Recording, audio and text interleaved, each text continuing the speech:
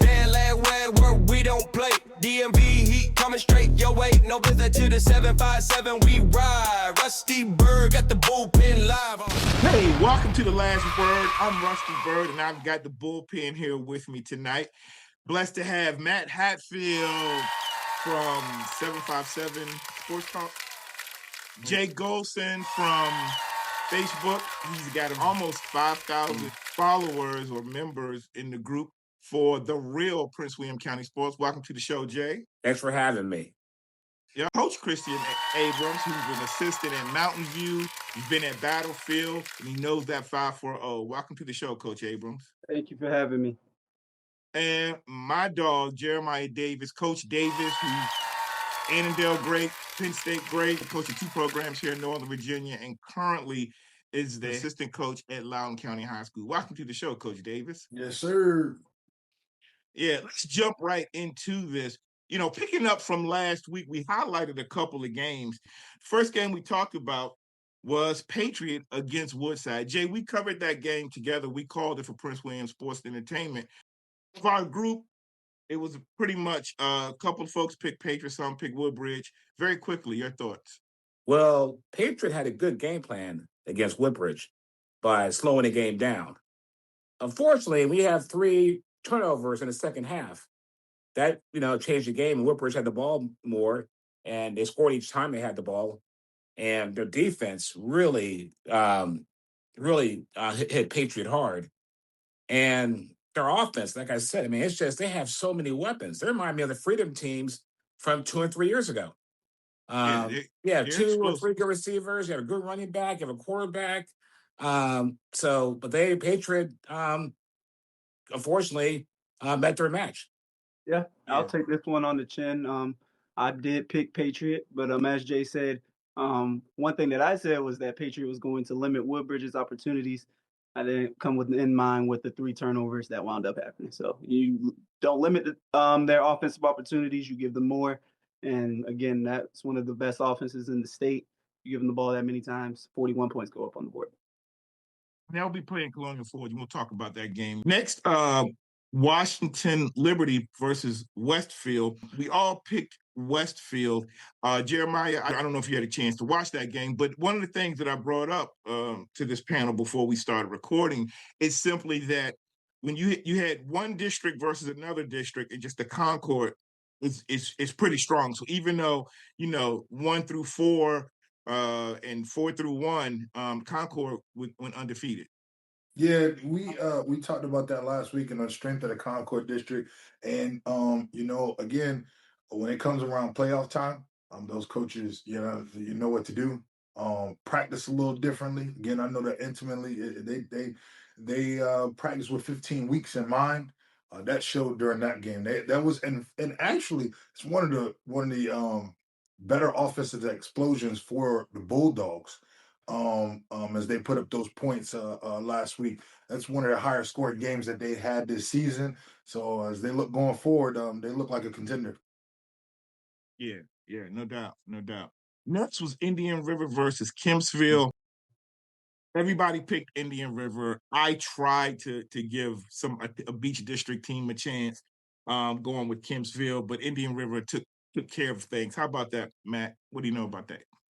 Yeah, I actually ended up going to this game, Rusty, because I was on my way to see your Bethel Bruins, who knocked off Nansemond River, but traffic got in the way, so I took the exit and went to Indian River Kempsville. And it was not as competitive or as good a game as the Bethel Nansemond game was, but the freshman quarterback for Indian River, Lord Malik Carew, Lord goodness gracious, he is mighty, mighty good, folks. 11 of 20, 232 yards passing, and 5 touchdowns as a freshman quarterback in a playoff game.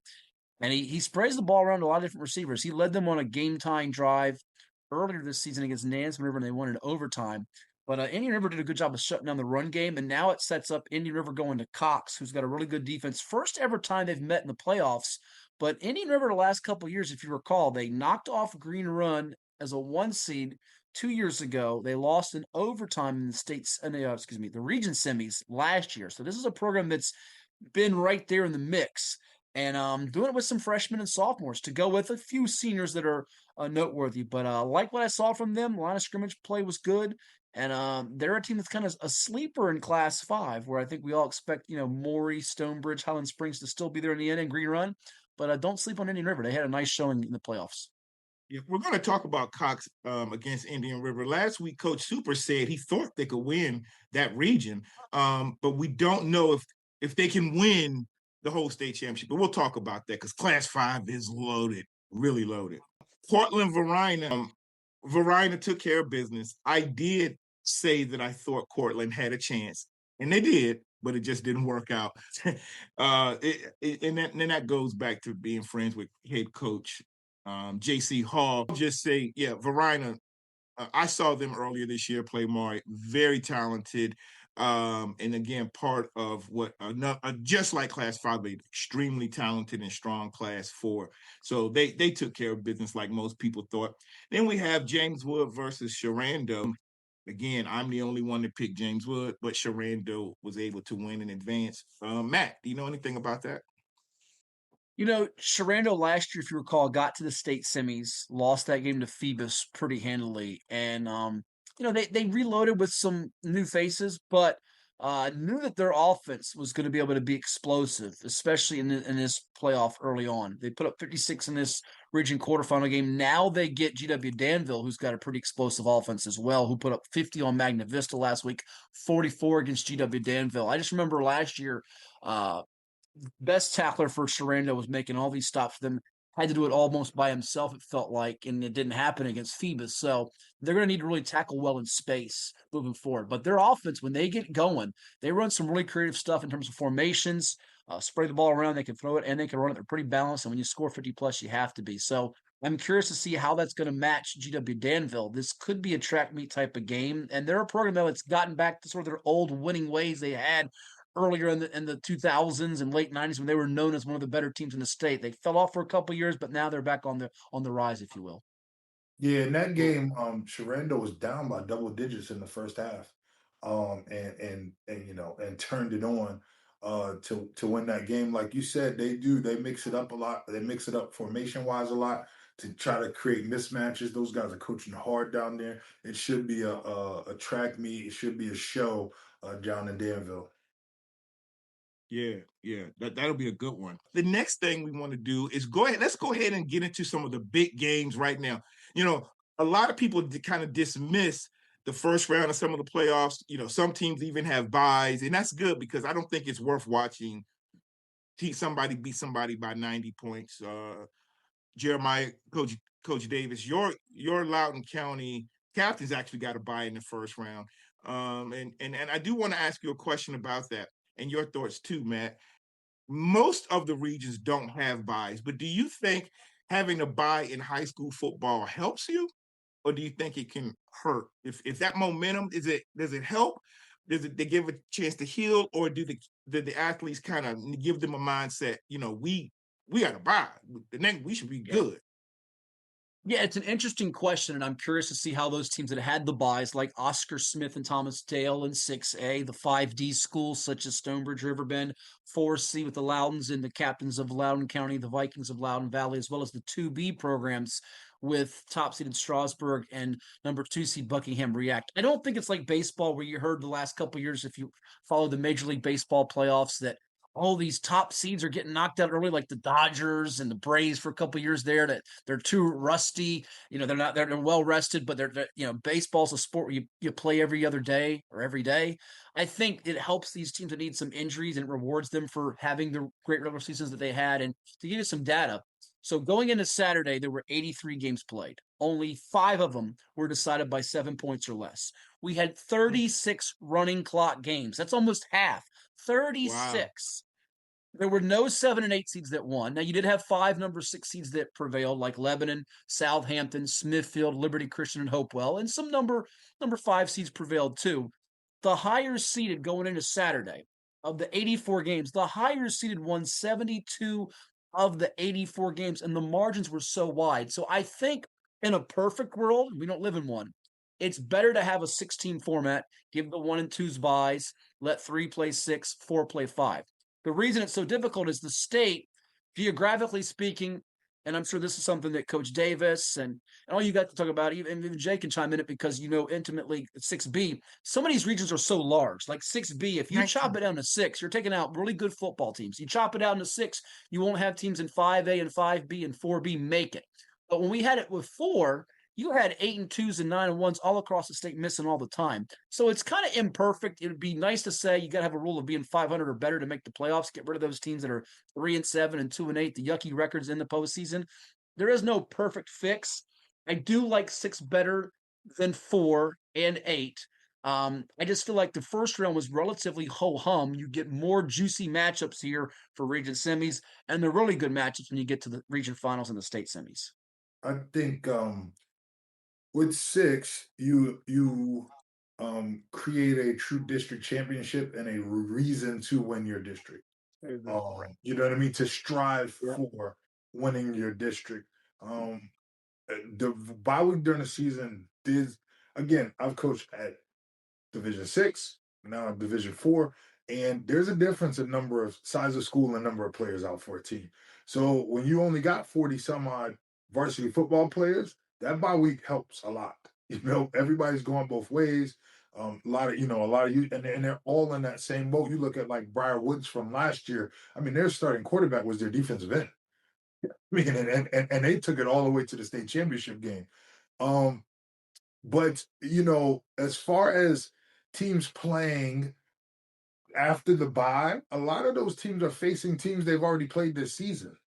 After that bye, we're in that same boat. We ended our season with a good Heritage team, and now we get to play Heritage again, right? You know what I mean? And so, you know, a matchup we're talking about later on today, out here with Woodgrove and Loudon Valley, who's Percival neighbors, playing each other again, and they just played each other 2 weeks ago or 3 weeks ago. And so, you know, you have those natural, you know, matchups. But then as you look in 6D, you have one district who's now competing. Yep. It's the whole Concord district is 6D. You got Centerville versus Madison, South Lakes versus Westfield. Yep. You're going to get a retread, you know, you no matter what. And same for us in 4. You know, so you know, those are just things to look at. I like what Hatfield said about where he provided that insight with the numbers. I do believe in giving kids opportunities, but we also I just came from youth league basketball today. Football's still overlapping, and at some time, you know, there needs to be a natural separation. We need to move forward and go along with the season. I do believe in giving kids opportunities, but I like what 6 does for it as far as moving along with the playoffs. Okay, cool, thanks. Coach Abrams, any thoughts? I know there are no buys in 6. In 6B, but what do you think when we just we're talking about 15, 16, 17, 18-year-old athletes, do they become disinterested or kind of lose focus? So I think really for the kids, they like to buy. I mean, a lot of times they'll take either one because at the end of the day, in those districts where they feel like they needed to cut it down to 16s, like we said before, it's most likely if it was to be 18s, it's like a 2 and 8, 3 and 17. So it's not a matter of really, and the coaches especially appreciate having that bye because they know that they don't have to worry about any injuries or crazy injuries while going deeper into the playoffs. I think it helps everybody rest up for a week. Everybody can use that extra week to heal and, you know, just take it easy for 1 week. And then, you know, 9 times out of 10, when you come back to the playoffs, it's normally a solid opponent. But as long as as long as you're dialed in, it's an opponent that you should be able to handle. So, okay, cool. All right. So let's go ahead on now and look at some of the big games we've identified for this second round of playoffs. Right now, stuff really real gets real. Like Jay and I, like I said, we did the Woodbridge versus Patriot, and those were 2 district champions. You had the Cedar Run versus the Cardinal district champion. Now, and that was a first round matchup, but you're going to get a lot more of that going forward, where the teams are really, really, really, really good. And we'll start with North Stafford at Battlefield. Christian, Coach Abrams, I'll let you and Jay battle on this one. I'm sure you think. Well, I'll let you tell me. Who do you think is going to win this one? Yeah. So I'll just go ahead and say straight out, I do think that North Stafford will, in a very close game, win this one.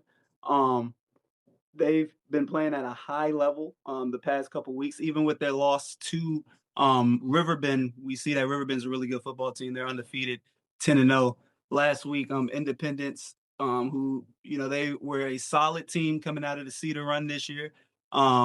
They came into North Stafford, and as Jay would say, that bus ride just got the best of them because they weren't ready for North Stafford's speed. I think on the very first play of the game, North Stafford got an interception, and it was really just on from there. North Stafford, their quarterback Chase Sullivan has one of the best arms in the entire region, and he's throwing to, of course, first of all, Kanal Sullivan, who's one of the best talents in the entire state at not just wide receiver, but also on the defensive end at free safety. And then he's also got Antoine Barnes, who's another really good receiver, explosive receiver. His running back out of the backfield, Caden Bowens, is an all-district running back. So, I mean, they have pieces all over the field. But I think one of the best parts about this North Stafford team is actually their defense and the speed that they have. They have the Player of the Year from the Commonwealth District, Lyndon Lawrence. He's in this district, and that is with, of course, like I just said, Kanal Sullivan, who is going to play at a Power 4 school in the secondary. They have great plate pieces all over the defense. They fly around to the football. I, of course, think that Battlefield is really good. They're extremely talented. I've seen both teams up close and personal, by the way, coaching for Mountain View this year. I do think that North Stafford will be a little bit more prepared this time. They had them in the last game, and they know that they had them in that last game. Lost on that very last play. I think this time around they win by one score. I'm going to go ahead and go 21-14 North Stafford. Not so fast, Coach. I knew Prince William J would do it.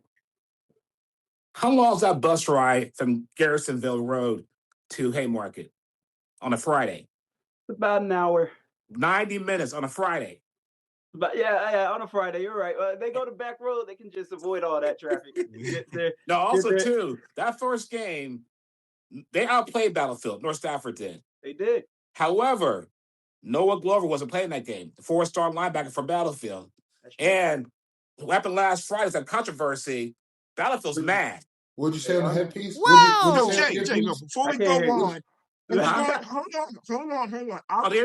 Ask us, you guys to talk about this. We could spend a whole episode on it, but very, very quickly, Jay, can you tell folks what there was a little bit of it was actually big controversy in the Forest Park versus Battlefield game on Friday night. Apparently, the 4 chain gangs on the sideline were mic'd up. What'd you say? What'd you say on the earpiece? they had so Battlefield's like, on. They're like, how can we communicate with them? But they don't know football. The accusation is that they people holding the chains for telling Battlefield the plays. They were on the Forest Park sideline, right? So they could hear what coaches might have been calling. And their accusation is that they were using those microphones to communicate to Battlefield coaches what plays and what things could be. Let me tell you, all right? And Christian, he's coaching right now. Let me warn you, though, Jeremiah. These Prince William football fans will bite your head off. Just be careful. Go ahead. I'm just warning you. Running from it will not save you. Boo! So here was the thing. Coach and Christian will tell you.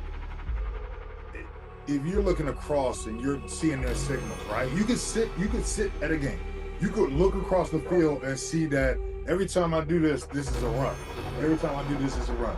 Okay, I have to now see you do that, tell my defense, run a pass, and hope that it's true and to get it on the field. So we're not at Michigan level of stealing plays. Like I do get the controversy, and if I was the head coach, I'd be beside myself too. I get it, but the reality of the situation, to communicate, even if you knew, right? You'd have to know their terminology, Exactly. decipher it, get it to the other sideline. They would have to get it then to the players on the field and create a system on the run. Unless you practice this, you know what I'm saying? Like, it'd be high level. If this is true, this would be high level scandalism worthy of a Netflix special, because it would take a lot to practice that. I was thinking about it. I was like, man, you know how hard that would be, you know what I'm saying, to actually utilize that if it was used in that form of fashion. I just say that right there.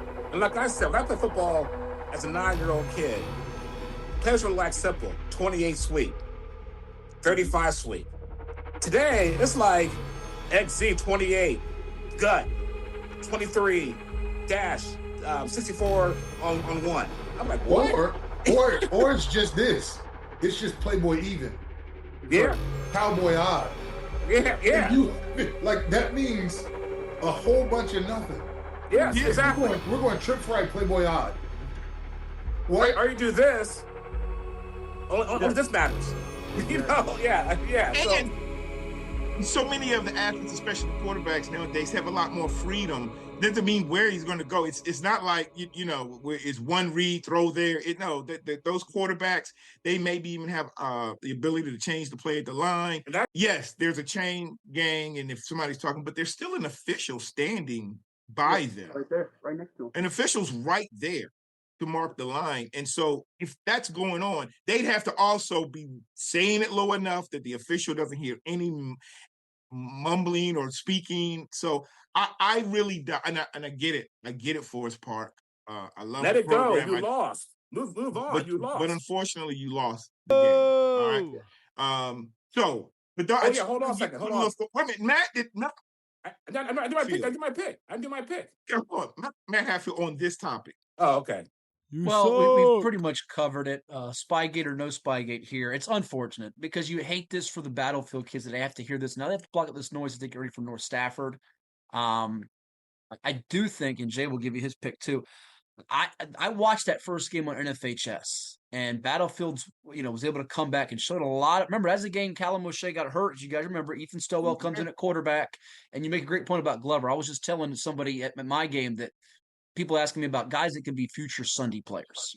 And you think of Savion Hyder, the running back from Louisa, maybe the wide receiver at Oscar Smith, Travis Johnson. That Glover kid, and I've talked to some college coaches, they think that kid has the potential, the measurables, to maybe be a pro one day. And that's high praise.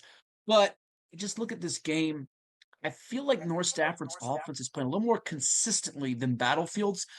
For Battlefield to win, they have to win on the line of scrimmage. And they can do that with Luke Hatfield, the son of the coach who's going to UConn. They have to do that for 48 minutes. The problem's going to be if they get behind again, 2 scores, I'm not sure they pull the comeback off again. So early on, the tone and tenor of that game is going to be very, very critical. This, again, could go either way. I just think North Stafford, who's lost a couple of those close ones to Forge and Battlefield, might be due to finally get that. And to me, the most dynamic guy with the ball in his hands potentially is Kanah Sullivan, who can make a play, offense, defense, special teams. So I give the slight nod to North Stafford, but this is not an upset either way. This is a total coin toss of game. Either team can win this game, and either team can win the region. Yeah. Okay. So we've got our picks. We've got North Stafford. I'm getting you, Jeff, saving you for last. Coach Abrams, of course, North Stafford.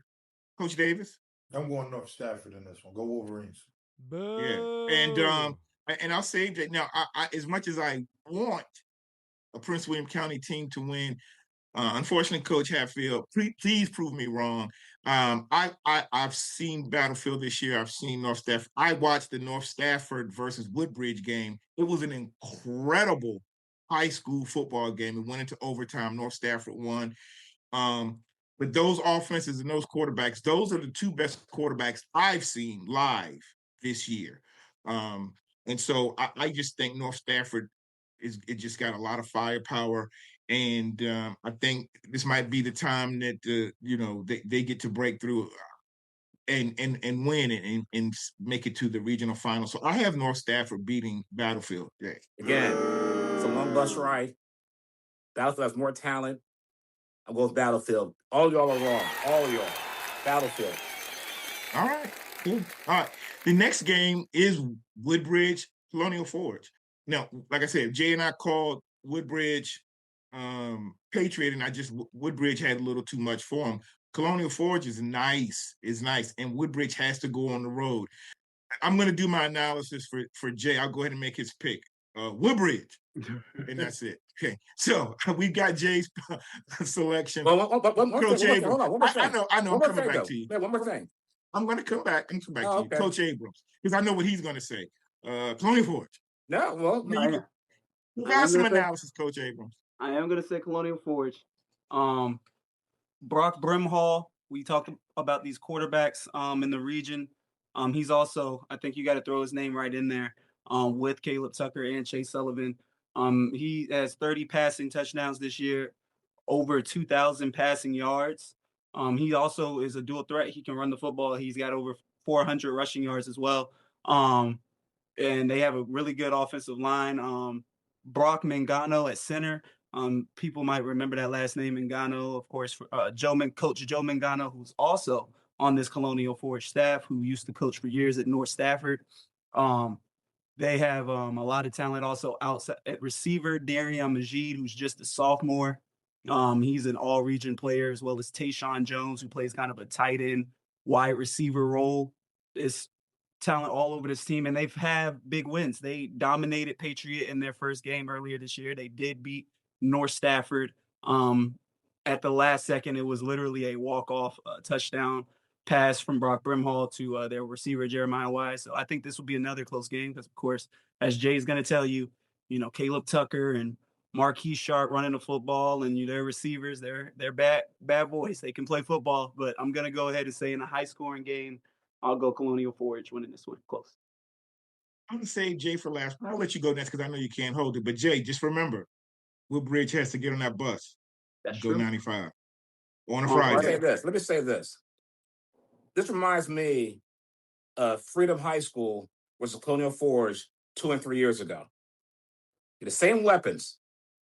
And I know, Colonial Forge, I know Bill Brown, coached me in high school, know him very well. But I can see Woodbridge going there and putting up 50 points against Colonial Forge.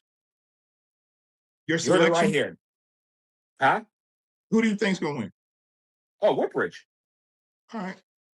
Coach Davis. So, I'm not super familiar with everybody, but I just was checking out some highlights from the Garfield win from Colonial Forge. And then I looked at some of the Woodbridge stuff, right? So, Woodbridge has, guys. They got two that can run, man. They can get after it, right? I think this is going to be a closer game than people think, right? I'm watching the style of Colonial Forge, and they're passing the ball. They're passing the ball on to open people. And I don't know if these people will be this. It's later in the season. You run the ball for a reason because the athletes get better on the outside. This included you guys. The athletes get better on the outside. A lot of teams say, hey, I'll man you and stack the box, right? You know what I mean? And so this Woodbridge fight, Jay's always right. But yes. This is one of those games where it's like, hey, I'm looking at the tape, and this dude's not throwing it with a ton of zip. We're going to lock it up, and let's see what you can do running the ball. I think Colonial Forge wins this game, but it's not as easy as people think this is going to be. To beat Woodbridge, you got to score 40 points. Yes, sir. And CF Colonial Forge can't do that. Not against that defense. Woodbridge is good defense. Woodbridge is good on defense. So you'll see. Stafford scored 30, 40 on him. That was there. I'm on now. Oh, okay. Matt Hatfield.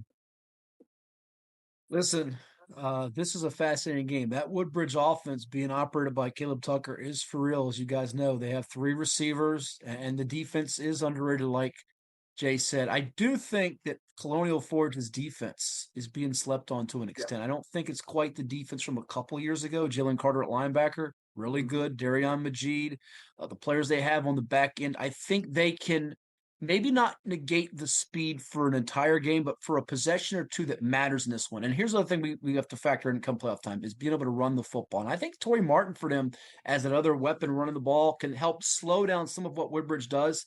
Another thing to consider is recent history. I know these are different years. Those kids didn't play them, but Colonial Forge has won the last 5 meetings. They haven't lost to Woodbridge since 2009, 50-44. That was a 4 overtime classic. But I give Forge the nod in this game. I think that playoff experience matters. They're coming off a shutout. I think their defense can get a little bit of a pass rush, not for an entire game, but talking about fourth quarter pass rush. We hear about in the pros. Can you get to the quarterback late? So if this game is tight down the stretch, I do think Coach Brown and his legendary Pops, they orchestrate that defense. They can get a rush on Tucker when it matters. They know how to win these type of games. And I think they'll find a way, something like a 27, 24, 31, 28 type of game. I give Forge the nod here. They're defending region champs, and I think they're on a mission to get back to states. All right, and then I'm going to go. I think this is going to be a back and forth battle, but I've been extremely impressed with Caleb Tucker at quarterback, and if he's got the ball last, I think they win. So I'm going to go with Woodbridge, and unfortunately, Colonial Forge will not even make it to the regional final like they did last year, and where they won at Patriot. So, all right, good. Make sure you travel them the Hoodbridge streets very safe, Mr. Byrd. You're gonna be safe down there. That's right. Hey, my wife worked at Woodbridge High School for 16 years, dog. I got her. All right.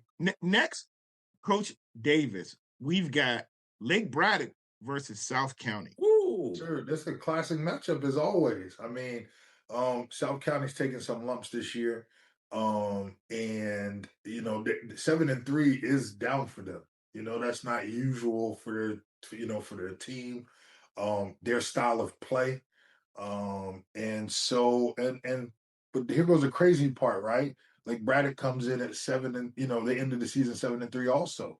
You know what I mean? And so like you got two teams that have kind of faced the same opponent. They both lost to West Springfield, who's also playing, the number 1 seed in the region. Nobody picked them when they was taking pictures at the beginning of the year. Nobody picked those guys. So this is, and then we'll talk about another game later. Again, these communities are so close. They're going to the same church. They're going, they played the same youth league together. This is going to be a highly attended game. I think Lake Braddock takes it, even though they're the lower seed. I think Lake Braddock takes this game and looks forward to get that Springfield battle. Not the discount Springfield, but I think West Springfield and Lake Braddock play for that regional championship and take on a Concord district team.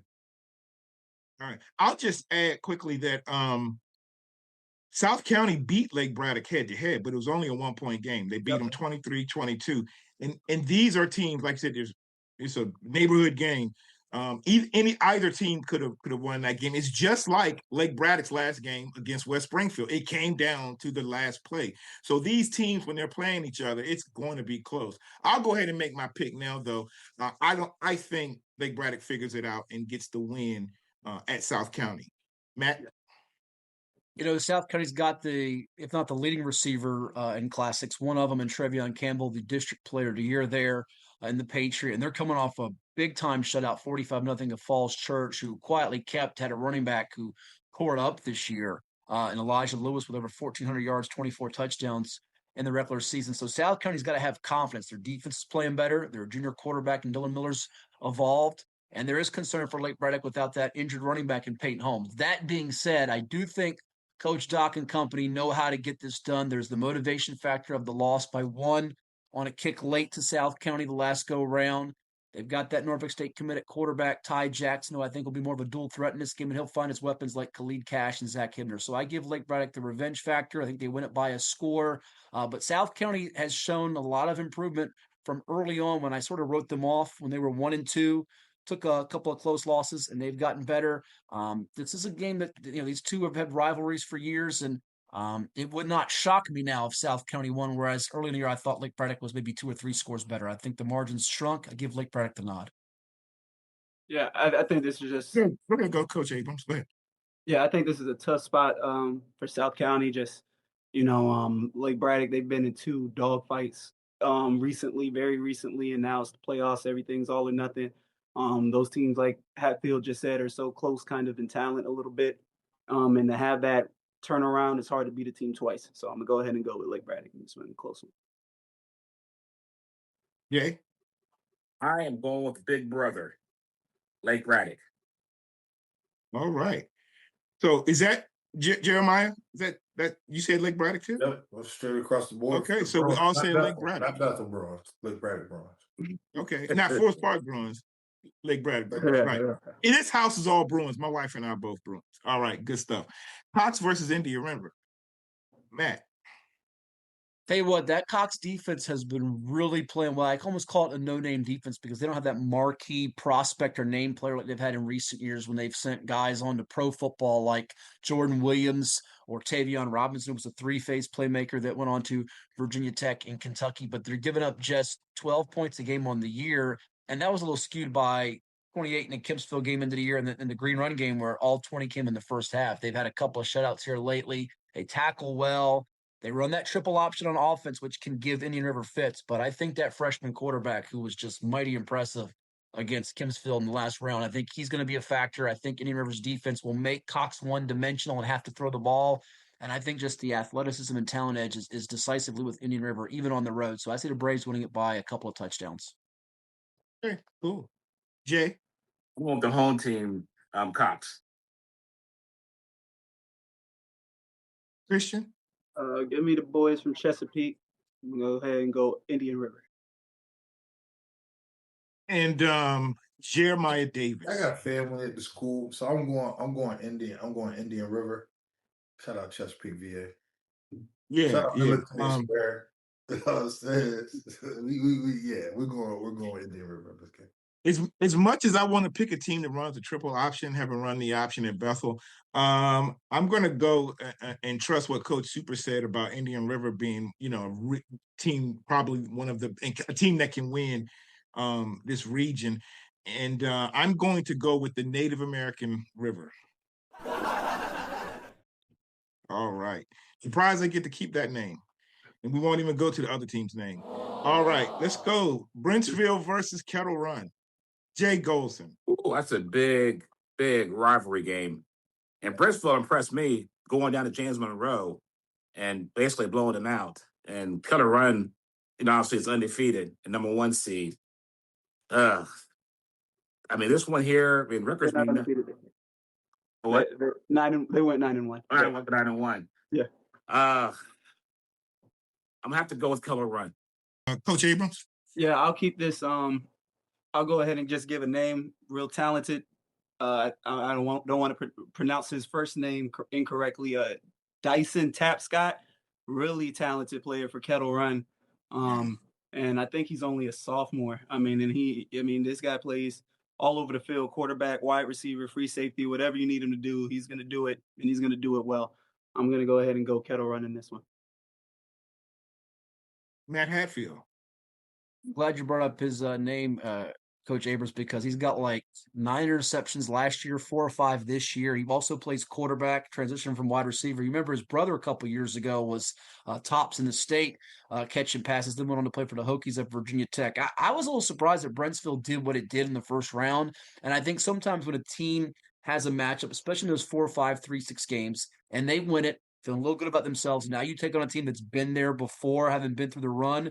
That experience now it's kind of the rude awakening. And are you still hungry or are you satisfied? I think Kettle Run, they're still hungry. Remember, they had the whole offseason turmoil, if you will, the coaching change. They want to get back to states. I think Kettle Run wins this one pretty comfortably. Yep. Coach Davis? Yeah, familiar. That was one of our scrimmages this year. Kettle Run's a really tough team. Played them 4 years ago. In the regional championship, actually, and 4. That's the year they went to the state finals, right? The year they went to the state finals, and somebody else said the state championship was played before the state championship game. They're just a better team right now, coming into it. And again, Brentsville District has made a run before also. Yes. Those kids ain't far removed from winning and upsetting people in big fashion. So But I by far I see this is Kettle Run. Yeah, I think everybody's got Kettle Run, but I will say that this is a rivalry game. These teams are not very far from each other. That whole area is called Nokesville, Yep. and you've got Kettle Run, Brentsville, Patriot, and they might even be squeezing Gainesville in that. And all those schools are very close. I think Brent. Just a quick note: the head coach at Brentsville, before he was the head coach at Easternview a few years ago, he was an assistant on Kettle Run staff. So just to add to the how close they are. Actually, he was. Jay and I interviewed him for Media Day with Prince William County Sports, Fall Sports, and he initially was going, when he stepped down from Eastern View, he was going to be an assistant at Kettle Run. Then the Brentsville job opened up, and he took that job. And in his first year, I think he's done very well. Mark Griggs is a kind of all-around player for them. He's played safety. He's been a quarterback. I called their game this year against Fauquier. Mark Griggs, great athlete. But I just don't think they're going to have quite enough this year for Kettle Run. So I will also go Kettle Run. All right, I think we all did go Kettle Run. Next game, Hermitage versus Patrick Henry-Roanoke. Matt. When the brackets came out, I highlighted this one as where a 1 seed has to feel a little vulnerable. I know they had the home field, and this is a hike, a little more than a hike, as Jayla said. That long bus trip from Richmond to Roanoke. Yeah, 26-14. Hermitage beat Midlothian. PH Roanoke dust off Franklin County 38-7 in a game where right out of the chute, Cameron Hairston Taylor, one of the more explosive weapons, takes the kickoff to the house, and they're off to the races in that game. And PH, a little bit like Riverbend, has been two of the big surprise stories in Class 5, where I don't think too many people thought back in August they'd be sitting here at 10-0, or in PH's case 11-0. Riverbend had the bye; they get ready for Potomac Falls. But Hermitage has some playmakers. They've gone against a tough schedule, seeing Highland Springs and Thomas Jefferson late, and Andre Clark. He's a big-time talent. So, you better, get the bootstraps ready here if you're PH, because now you're seeing a team that the talent sort of evens out here against some teams they've kind of overpowered. I think this one goes down to the wire. I see Andre Clark Jr., the Michigan commit, making some key plays for Hermitage, and I actually have the 5 seed moving on to the region finals as I give them the nod over PH Roanoke. Yeah. Okay. So last week I picked Hermitage to knock off Midlothian. One of the reasons for that, again, I think I said it during the show, was just I felt like Hermitage always has just a certain toughness to them and just a certain type of mentality on the football field. All respect to Patrick Henry-Roanoke, coaching the Mountain View. We've had some battles with those guys in the past, about at least 3 to 4 in the past. But I think even with this long bus ride, and I'm not even sure how long that bus ride is, but I'm sure it's a very long bus ride from Richmond to the Roanoke area. I think it'll be a low scoring, just close 1 possession game, but I'm going to go ahead and go with Hatfield too. And I'm going to go Hermitage in a close one here. Okay. Well, number 1 seed, Patrick Henry-Roanoke. Roanoke, I hear you. Okay. All right. Jeremiah Roanoke. Yeah, I agree with Jay. You when you start to get in the southwestern part of the state, you're now getting what we don't get in Northern Virginia, where your whole area goes to the school. Yes, You're getting whole areas and they've all played together. That trip is 2 hours and 50 minutes, 184.3 miles. Wow. One school to another. I'm taking PH. I was a senior at Bethel. Coach College used to like to get us some good games, good away games. We played Bishop Carroll up here in the WCAC. But my senior year, we played against Patrick Henry-Roanoke. And that was a long bus ride all the way up to Patrick Henry. And those fans were crazy. We ended up winning the game at the very end. We got the ball. But as we tried to run out the clock, every time quarterback kneeled, they jumped over and tried to hurt him. So it was like 2 or 3 plays in a row and we ended up fighting. And their fans came out of the stands, our few fans, our parents, and the few people we had, they came down, and we had to end up surrounding them, police everywhere. And that just tells you how serious and how big that game was in the atmosphere. It's like when Coach Pa scheduled that game the year before, Patrick Henry had gone 10-0 in the regular season, just like they've done this year. I also have a friend of mine, Fred Gusler. His son is a freshman. He's a JV quarterback, but he's a backup on the varsity. So I'm going to give my love to Patrick Henry. Not saying Hermitage can't win, but Patrick Henry out there, it's going to be tough. So I like Patrick Henry to win this. One more quick thing, Rusty, on that game real quick is that Hermitage is averaging 37.4 points per game, whereas Roanoke has not given up more than 14 points all year. So for Roanoke to advance, they're going to lean on that defense to shut down the explosive Hermitage offense. Patrick Henry has not won multiple playoff games in the same year since 1985, so that would be a big deal if they do it. Yeah. Oh, wow. Wow. Okay, look, next one, Matt. We're going with a PD Classic matchup here. We've got the defending state champions in Phoebus, who a lot of people are maybe looking past, but we've got, and then the traditional power in Hampton High, who's made a big comeback this year and winning the district. Phoebus versus Hampton. There's no bus ride issue here. They're both playing home stadium. Matt, who do you say? Yeah, it's the 11th playoff encounter since 1998, and Phoebus actually has won 7 of those 10 postseason matchups.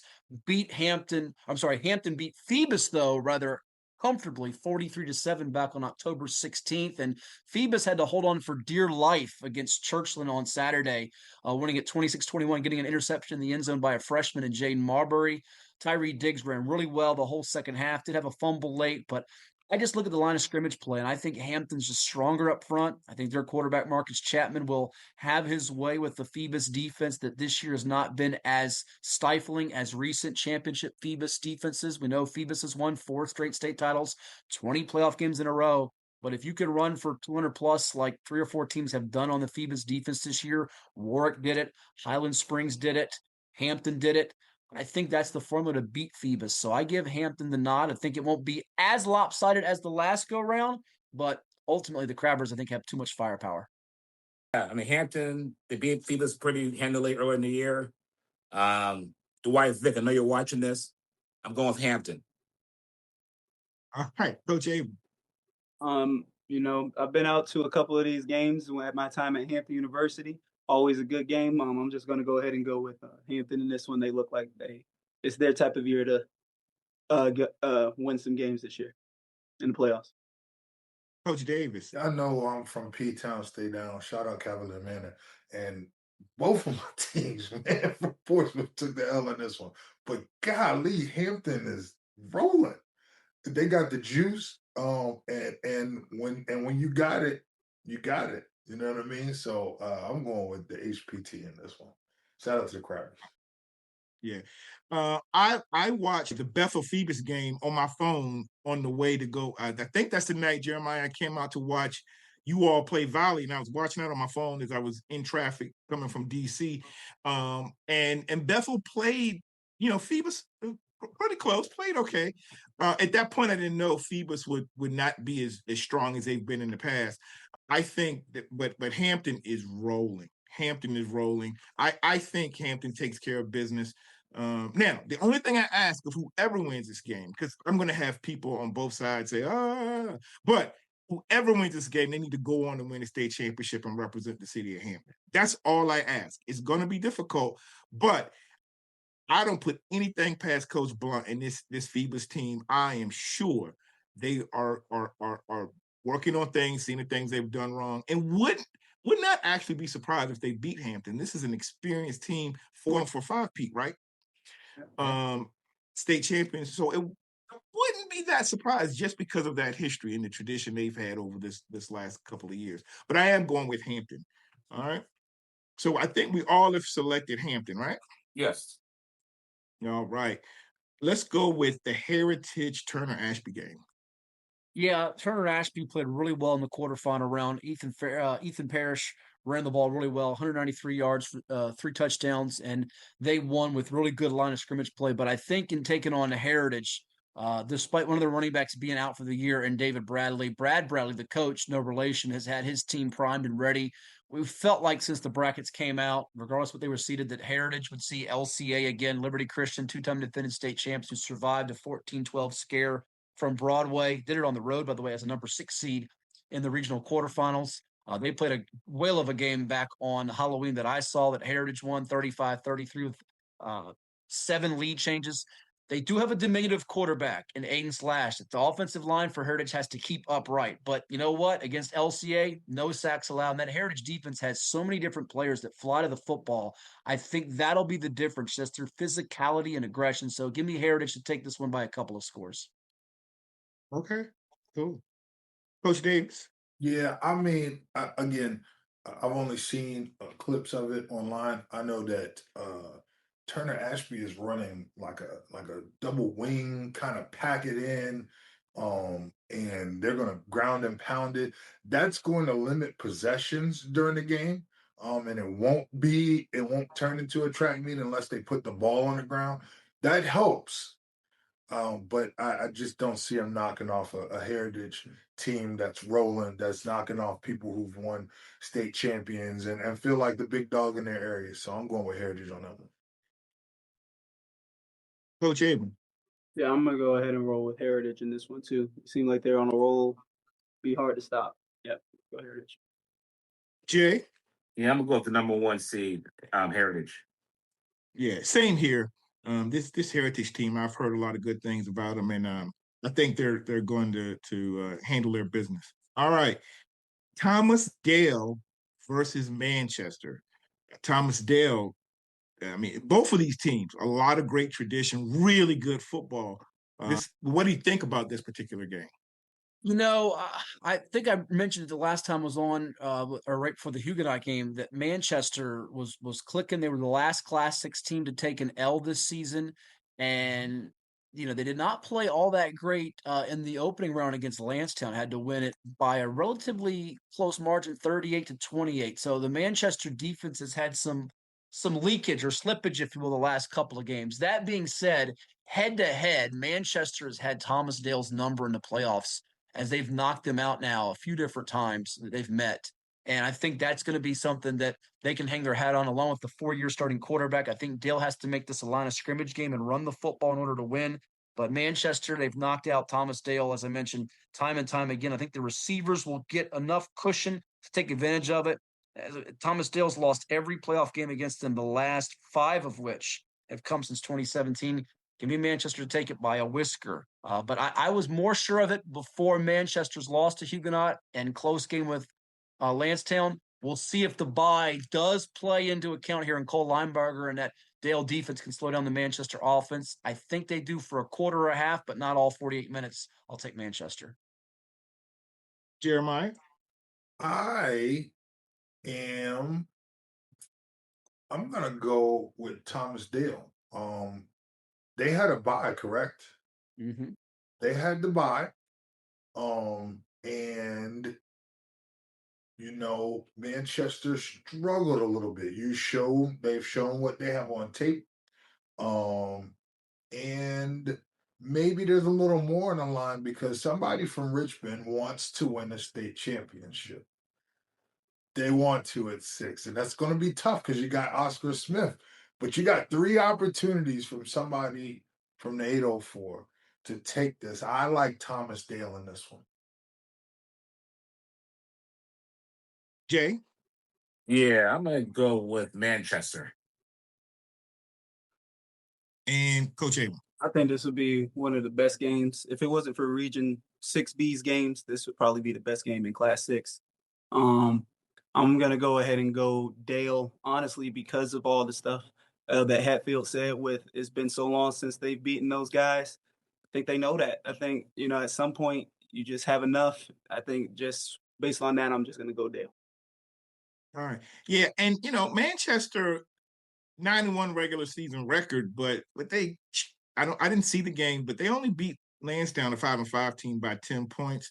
I think Thomas Dale, 9-1, really a great tradition of football. A lot of great players have played there, especially Virginia Tech football players. I'm going to go with Thomas Dale in this matchup, and say that's for you, cousin Sam.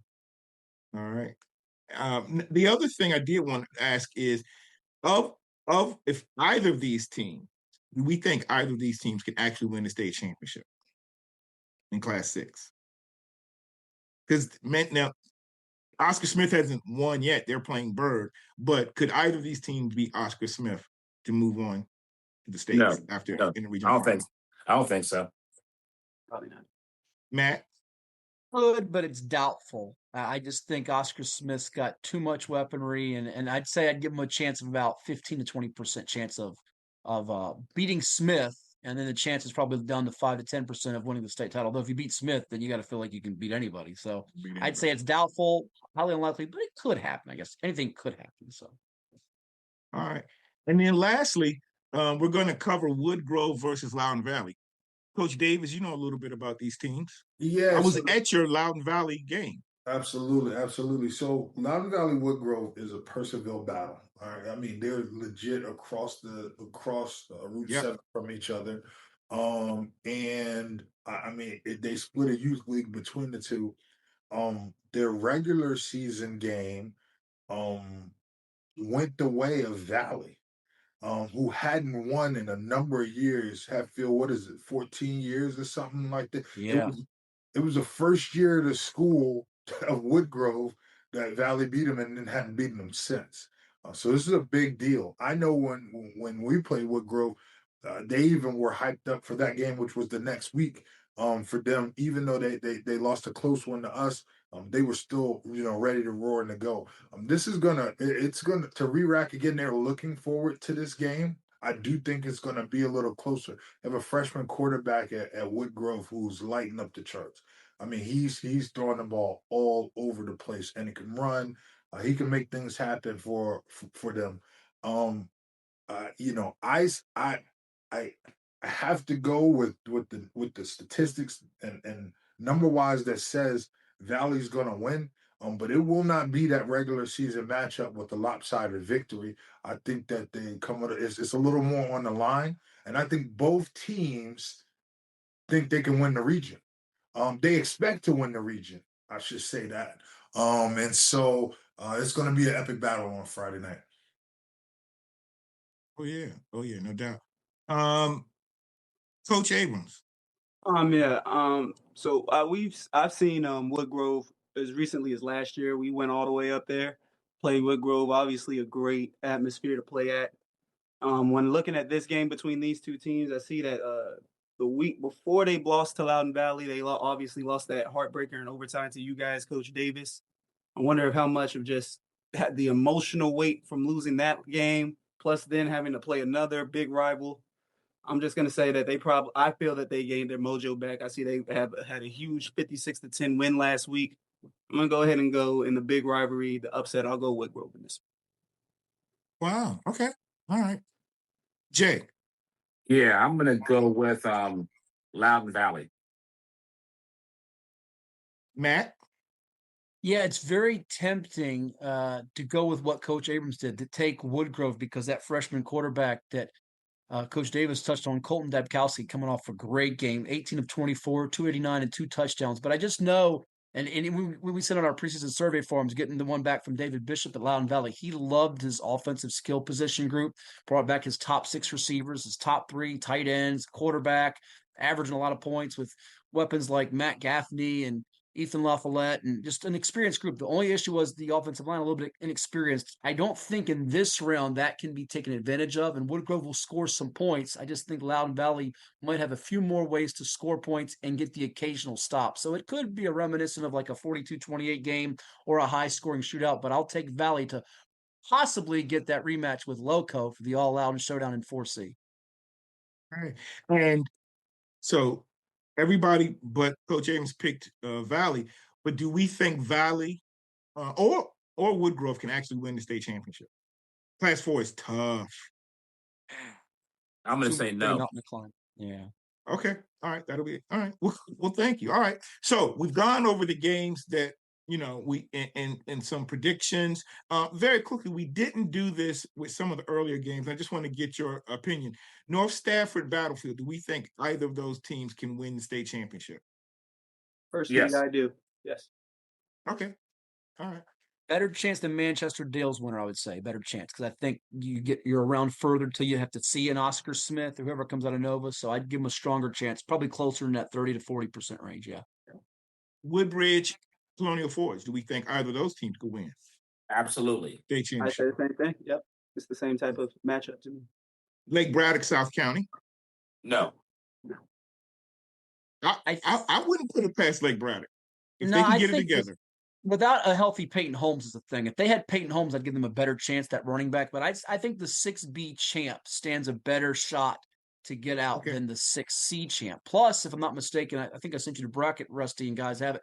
I think 6B is hosting 6C, Yes. 6D is hosting 6A. So that gives whoever comes out of 6D, whether it be Centerville, Madison, Westfield, a little bit better chance if they were to see the Oscar Smith in the state semi-round and having to go down to Chesapeake. Okay. Cox, Indian River, do we think in Class 5 Indian River can win a state championship? No. That's another tough one. Yeah, really tough. Kettle Run, Brentsville, do we think Kettle Run can win a state championship? Absolutely. I think they can get there, but I'm not sure they beat the Western team. I think I would be surprised if the state champ is not one of three teams in Class 3. Either Heritage of Lynchburg, Magna Vista, or LCA. Now, I do think Kettle Run and Lake Taylor can get there, but I would be pretty surprised, not stunned, but pretty surprised if either one of them, a Lake Taylor or Kettle Run, beat one of those teams in the championship. I think they would need somebody else outside of those three teams to get there against them in the final. Okay. Hermitage, Patrick Henry, do we think either of those teams can win state? No. Okay. Hampton, Phoebus. Hampton. They could. Hampton possibly. Okay, so there's a possibility Hampton could win. Can I make my 757 friends mad for a second, and you too, Rusty? In years past, you'd be an idiot not to say yes, but I actually don't think this year either one of them can win the state championship, which is stunning because Phoebus has won 4 in a row. I think your state champ in Class 4 is more than likely coming out of 4B, whether it's one of those big four of Louisa, Dinwiddie, Huguenot, Verona. Now, that being said, 4C champ is jumping up and down doing doing this. He's singing it. He's singing it. But that being said, the 4C and 4D champs, I actually think have a better chance than the 4A champ this year. And that's even throwing in Lafayette into that mix out of Region 4A because Andy Lynn has a good defense, run the wing tee. They're well-schooled, well-drilled. But I would give the Loco Loudon Valley team or the 4D champ, whether it's GW Danville, Hanley, Jefferson, Forest, Florendo, an even better slight chance than Hampton Phoebus. I've just seen too many cracks, and you watched it, Rusty. You saw it. Too many cracks in the defenses for Hampton Phoebus. They're not the legendary defenses. Now, offensively, they can go up down the field, but I don't see shutdown defenses for either one of them. Yeah, that was the one thing I mentioned to a couple of Hampton Crabber friends, my man John Mitchell. I was telling him I was surprised. I was like, that it was an exciting game, but Hampton was letting Bethel score a little too easy to me to win a state championship. You give up 30, 40 plus to Glen Allen and Bethel. No disrespect to those teams. I don't see you stopping those type of offenses that you'll see in the state semis and finals. Yeah. Let me ask you this. Like, is Class 4 the only one that's matched up based on points? Because everybody else has pre-matchups when it comes to the state level. It's the only one that seeds them when they get to the Final Four, which I actually like. If you remember a couple weeks ago, Coach Davis, I think that's the way they all should do it. I think it's the fairest, most equal way. But here's a great nugget for you. Wait a minute. Just want to make sure I understand. Are you saying when they get to the semis in the region or the semis in the state? No. Let me clarify. So when you get to the state semis, they're going to take the top 4 power ratings of those teams left, and they'll seed them where 1 plays 4, hosts them, and 2 will host 3, regardless if it's A, B, C, or D. Now, here's what's interesting about that. I had one of my writers, Robert Anderson, with us at Virginia Preps. He said to me, the top 4 power ratings in the state for Class 4 are Dinwiddie, Verina, Huguenot, and Louisa, not in that order. And I go, yeah, if you look at our rankings, which again mean nothing in the grand scheme of things, that's been pretty much our top 4 or 5 teams all year long in Class 4. So those 2 region semis in 4B, they are state semi, state championship caliber coming up with Huguenot going to Louisa and Dinwiddie hosting Verina on Saturday. How difficult is that when some of them are undefeated? You know, I mean, really you're tough. using the rankings of who they played, but still, undefeated is undefeated. You know? It is. Yeah. Okay. Oh, cool. And then we have Heritage, Turner, Ashby. Do we think either of those teams can win? Okay. Here. All right, cool. Well, thank you all. This has been great coverage of what happened last week, what we think is going to happen this week. And I mean, we covered 10 games, but we easily could have added another 10 games to cover. But thank you all. I appreciate all of you all, joining. I'll let you all end with your last word. Coach Abrams. Yeah, once again, I'll go ahead and specifically say I'm rooting for Stafford County this week. Hopefully we get an all Stafford County regional finals this week. All right. Coach Davis. I'll say this. Orange Lutheran. Okay? Orange Lutheran. Do y'all research? I always give you a homework assignment to go watch. Orange Lutheran versus John Bosco. My son woke me up early in the morning, said, Dad, you will not believe this. Like, what are you talking about? He's going through the highlights, and you're talking about, what were they, a 3-win team coming into the playoffs, knocking off a nationally ranked opponent. Guys, anything is possible on Friday night when you play great phases. And again, I watched some of that game. They blocked the kick. They played great special teams. You play defense. I mean, there's a reason that everybody goes out there and plays the game. Go out there and play with all your might, guys, and maybe you knock them off. Okay. If asked, do not work the chain game. Seriously though, if you lose, let it go, reevaluate, and move on. That's it. All right, Matt. We're going to be flying drones now with the chain gang thing out of the mix. I'm wondering about that. These drones are going to start giving signals to people. No, fellas, always a pleasure, but 6 of the 87 games in round 1, just to refresh, decided by 7 points or less. We need some close finishes. That being said, I'm going to miss in person any game on Friday night because I have to do an ODU men's and women's basketball double dip. Got a women's game at East Carolina in the morning and then a men's game at night. I think it's against Morgan State. I don't even know. So I'll have to watch one of these close finishes later on the NFHS network or get the film through Huddle from some of the coaches that have me set up to watch those. But and we need overtime. We need extra fun. I don't think we had a single overtime game in the first round. So I'm going to predict we get at least 2, maybe 3 of them in round 2. And hopefully I'll see one on a region championship weekend, Thanksgiving weekend after that. All right. So thank you guys. I appreciate it. Like I've said, who cares what your first take is when you can have the last word? I'm going to give the last word, and that is give it your all. Just don't leave don't have any regrets. Don't look back and say, I didn't practice as hard as I could have. Coaches, don't go, I didn't do everything I could have done. Again, I'm going to go back to reducing the penalties. Play smart, but leave it all out on the field. All right. If you've advanced this far, you're a good team. All right. Show everybody what you got. Doesn't matter about the bus ride. Doesn't matter about the officials. Go out there and show them why you are at this point in the season still playing. All right. So I want to thank you all again. Matt Hatfield, Jeremiah Davis, Christian Abrams, and Jay Golson. I appreciate you all joining. For the last word with Rusty Byrd, we are out. That last word we don't play. DMV heat coming straight your way. No visit to the 757. We ride. Rusty Byrd got the bullpen live.